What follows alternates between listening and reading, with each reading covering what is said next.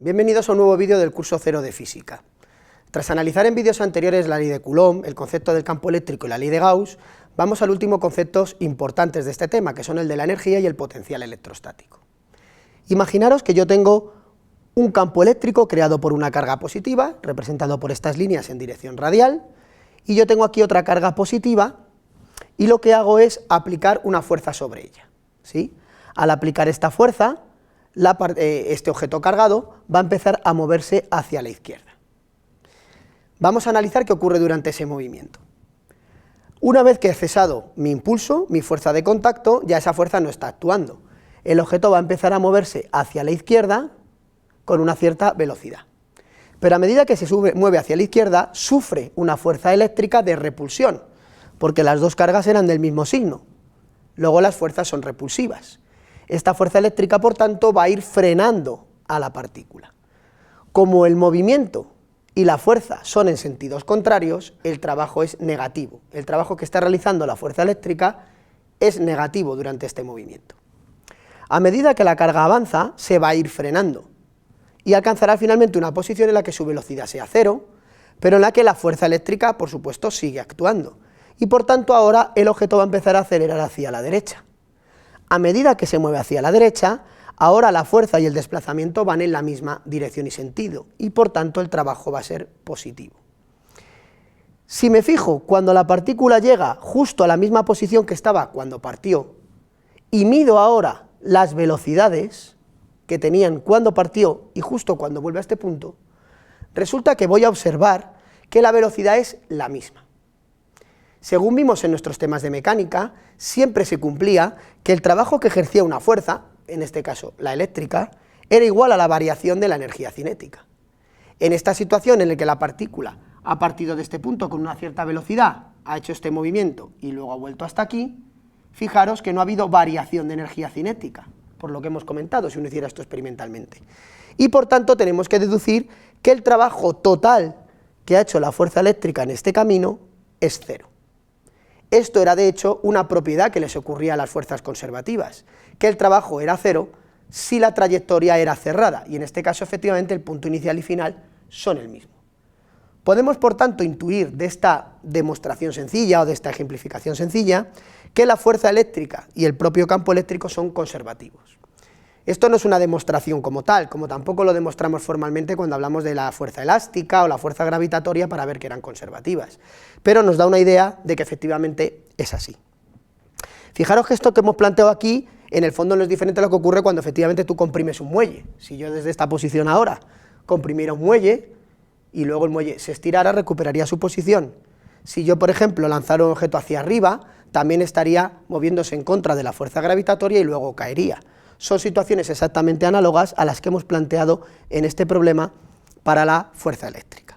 Si la fuerza electrostática es conservativa, entonces podemos definir una energía potencial electrostática, y cumplirán, igual que pasaba en gravitación, que el trabajo será igual a menos la variación de esa energía potencial. Por otro lado, el trabajo hemos dicho que siempre es igual a la variación de energía cinética. Por tanto, igual que vimos en temas de mecánica, si se cumplen estas dos cosas, lo que tenemos es el principio de conservación de la energía, que la variación de la energía mecánica, suma de cinética y potencial, ahora electrostática, será igual al trabajo de las fuerzas no conservativas. Todo esto lo estudiamos en la parte de mecánica, sigue cumpliéndose aquí, porque el campo eléctrico o la fuerza eléctrica son conservativos.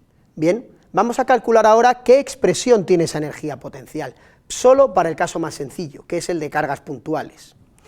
Imaginemos que queremos calcular entonces la variación de energía potencial es igual a menos el trabajo, la integral de la fuerza eléctrica diferencial de L. Pongámonos en la situación anterior, cargas puntuales. Tengo una carga que se mueve en la dirección del propio campo eléctrico que crea otra puntual. Bueno, como el movimiento de esta carga en la dirección del campo es en la misma dirección y sentido, el producto escolar es módulo del primero, módulo del segundo, coseno de 0 igual a 1, ya me quito los vectores. Y ahora sustituyo aquí el valor de la fuerza, ley de Coulomb, K por Q entre distancia al cuadrado. Estas constantes ya las he sacado fuera de la integral. La única integral, por tanto, que tengo que resolver es esta de aquí, r elevado a menos 2, sencilla, menos 1 partido por r. Recordar ese menos, que es un error habitual en este tipo de integrales. La integral de r elevado a menos 2 es menos 1 r a la menos 1, es decir, menos 1 partido por r. Ese menos me cancela este, y entonces encuentro que la energía potencial para el caso de cargas puntuales viene dado por esta expresión relativamente sencilla, KQQ y el 1 partido por r que sale de la integral, donde esta será por tanto la energía que tiene la carga Q minúscula en presencia del campo eléctrico que crea la carga Q mayúscula. Hemos encontrado por tanto la expresión de la energía potencial electrostática de manera similar a como hicimos con la elástica o la gravitatoria. De nuevo, aplicaría el principio de superposición.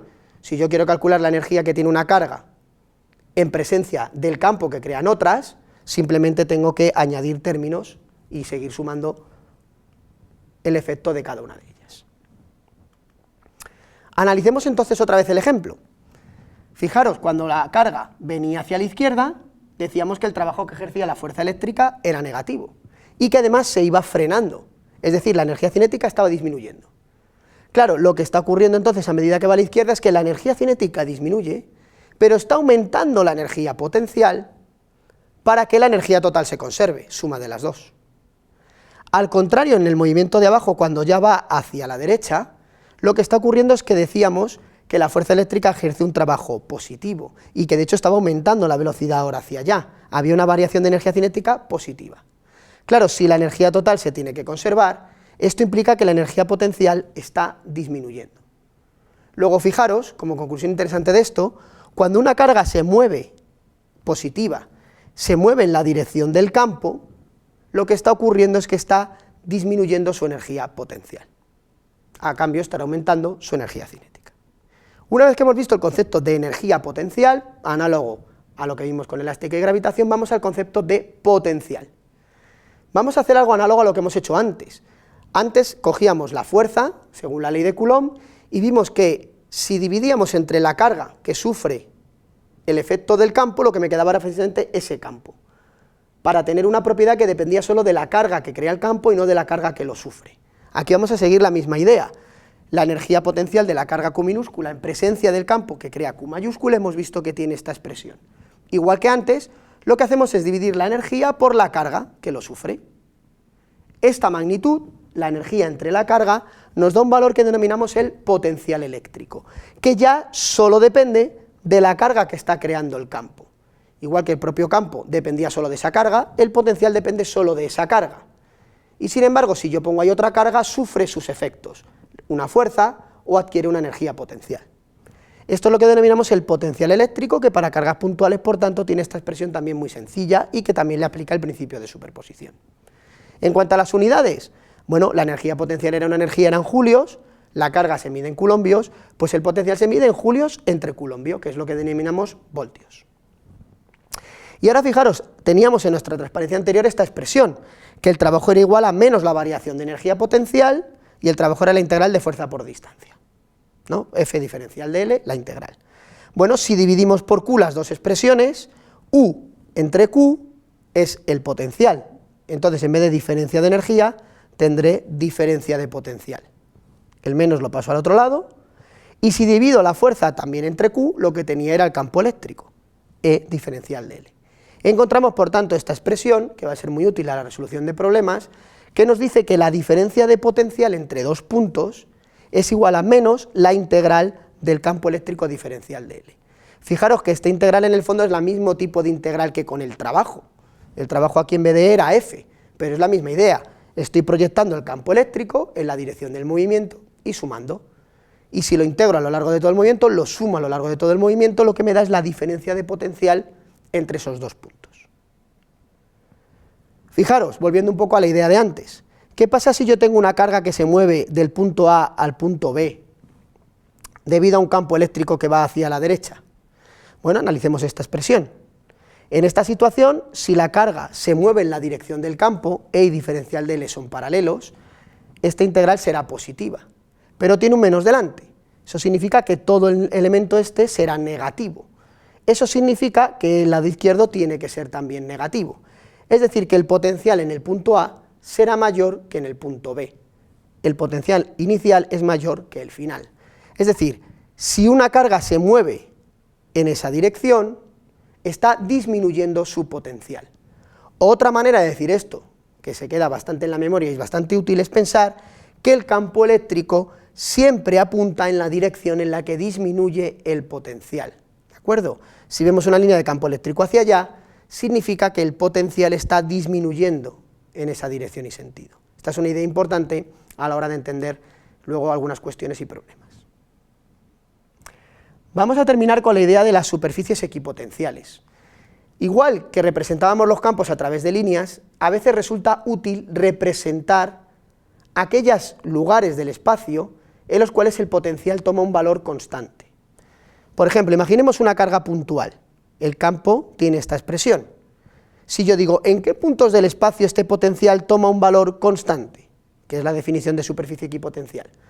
Bueno, pues si esta magnitud es igual a una constante, como esto en el fondo son constantes, ya de por sí, lo que me exige es que esta R minúscula sea también una constante.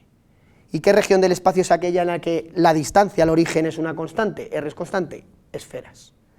Luego, en el caso de una carga puntual que crea ese campo eléctrico, el potencial es constante en esferas. Además sabemos que va disminuyendo la dirección de las líneas, ¿no? Luego a lo mejor aquí podrían ser 200 voltios, luego 100, luego 50, en estas superficies el potencial siempre tomaría un valor constante y disminuyendo a medida que me alejo. Ese es el concepto de superficies equipotenciales.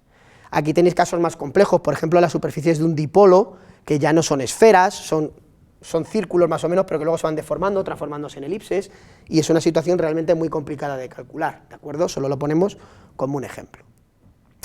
Y para terminar, un par de cuidados. Ojo, fijaros, si en una región del espacio el campo eléctrico es nulo, no hay campo eléctrico, no significa que necesariamente no haya potencial, sino que el potencial es constante. Fijaros en la expresión. Si el campo eléctrico es cero, cuando yo me muevo entre dos puntos, esta integral efectivamente dará cero.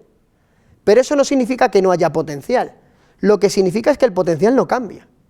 Puede ser toda una región en la que el potencial vale 100 voltios, 50, es constante, pero no necesariamente nulo, ¿de acuerdo? Campo nulo no implica potencial nulo, sino potencial constante. Segundo, si me muevo en una dirección en la que el potencial no cambia, eso tampoco significa que necesariamente el campo sea nulo, porque puedo estar en una superficie equipotencial. Fijaros, uno podría pensar, anda, si el potencial no cambia, esto es cero, debe ser que esta es cero. No necesariamente es así. Puede ocurrir que, por ejemplo, en el caso anterior, yo esté andando a lo largo de una superficie equipotencial, como era esta esfera. Al moverme por ella, el potencial no cambia. Este término es cero, pero el campo no es cero en ese punto. El campo es el que corresponde aplicando la ley de Coulomb. Luego, ni campo cero implica necesariamente potencial cero, sino potencial constante, ni al contrario, un potencial que no cambia implica que el campo sea nulo. Os dejo para terminar un pequeño problema para resolver de cara a la siguiente clase. Imaginaros una región del espacio donde el campo eléctrico viene dado por estas líneas de aquí. No sabemos qué lo crea, pero simplemente sabemos que en esa región del espacio hay unas líneas, un campo eléctrico que viene representado por esas líneas. E imaginaros que en las posiciones 1, 2 y 3 yo coloco 3 electrones. Las preguntas son las siguientes. ¿Sobre qué electrón, el que está en 1, en 2 o en 3, actúa una mayor fuerza? La segunda, ¿qué electrón está a mayor potencial? La tercera, ¿qué electrón tiene una mayor energía potencial electrostática? En el siguiente vídeo resolveremos esta cuestión, os animo a pensarla.